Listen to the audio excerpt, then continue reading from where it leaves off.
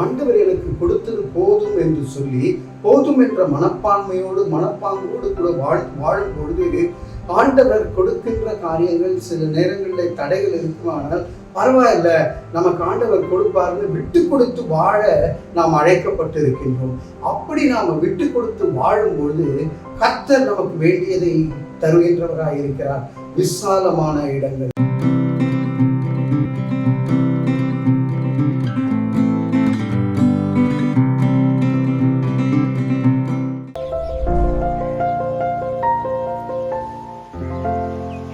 பிரியமானவர்களே, ஆதியாகமம் 26வது அதிகாரம் 22வது வசனத்திலே வேதம் சொல்லுகிறது, பின்பு அவ்விடம் விட்டு பெயர்ந்து போய் வேறொரு துறவை வெட்டினான்.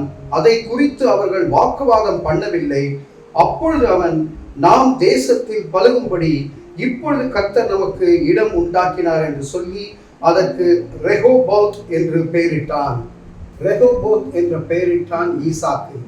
ஏன் என்று பார்க்கும்போது கர்த்தர் நமக்கு இடம் உண்டாக்கினார். ஆண்டவர் இடத்தை உண்டாக்கி அது ஒரு விசாலமான இடமாக இருக்கின்றது.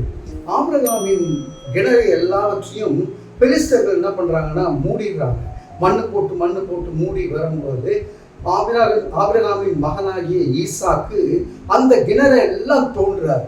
அந்த கிணறெல்லாம் தோண்டி பார்க்கும்போது ஒவ்வொரு இடத்துல தோண்டும் போது ஒரு வாக்குவாதம் வருது. அந்த இடத்தின் வேலையாட்களுக்கும் இவருடைய வேலையாட்களுக்கும் பிரச்சனை வரும்பொழுது விட்டு கொடுத்துறாரு. ஒவ்வொரு இடமாய் விட்டு கொடுத்து அதுக்கு ஒரு பெயர் வைத்து விட்டு கடந்து வந்து விடுவார். அப்படி நடக்கும்போது நிறைய பேர் யோசிச்சிருப்பாங்க, என்னங்க நீங்க எல்லாத்தையும் விட்டு கொடுத்துட்டீங்கன்னா கடைசியில் நமக்கு என்னங்க இருக்க போகுது? கர்த்தர் நமக்கு காரியத்தை வாய்க்க பண்ணுவார். அப்படி இவர் இந்த இடத்திற்கு வரும்போது இந்த இடத்திலே அவருக்கு தடை எதுவுமே இல்லை. விசாலமான இடம். கர்த்தர் எல்லா வசதிகளையும் கொடுக்கின்றார். தண்ணீர், அங்கே ஜீவ தண்ணீர் ஊற்று வருகின்றது, இனிப்பாக இருக்கக்கூடிய தண்ணீர். அந்த இடத்திலே வாக்குவாதம் இல்லாம கர்த்தர் இவ்வளவு ஆசீர்வாதங்களை கொடுத்த காரணத்தினாலே அதற்கு பெயர் ரெகோபாத் என்று வைக்கின்றார். இன்றைக்கு நம்முடைய வாழ்க்கையிலே சிந்தித்து பார்க்கும்போது பல நேரங்களிலே மற்றவர்களை பார்த்து நம்முடைய வாழ்க்கையை அமைத்துக் கொள்ளும்போது இப்படி வாக்குவாதம் வரத்தான் செய்யும்.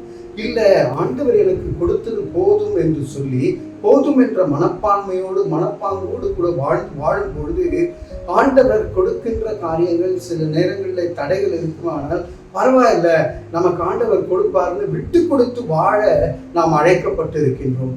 அப்படி நாம் விட்டு கொடுத்து வாழும் பொழுது கர்த்தர் நமக்கு வேண்டியதை தருகின்றவராய் இருக்கிறார்.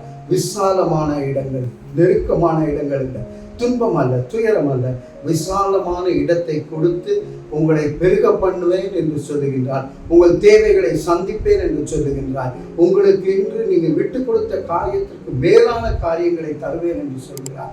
நீங்கள் ரெகோபோத் என்று பெயர்களை வைக்க கர்த்தர் நமக்கு உதவி செய்வார். தலைகளை தாழ்த்தி தேவனை நோக்கி பார்ப்போம். அன்பின் பரலோக பிதாவே, நாங்கள் வாக்குவாதம் செய்கின்ற கூட்டமாய் இராமல் வாக்குத்தத்தத்தை நம்பி போகின்ற கூட்டமாய் இருக்க கர்த்தர் எங்களுக்கு உதவி செய்யும்படியாக, ரெகோபோத்துக்களை தரும்படியாக இயேசுவின் மூலம் ஜெபித்து ஜெயம் பெறுகிறோம். ஜீவனுள்ள நல்ல பிதாவே, ஆமேன், ஆமேன்.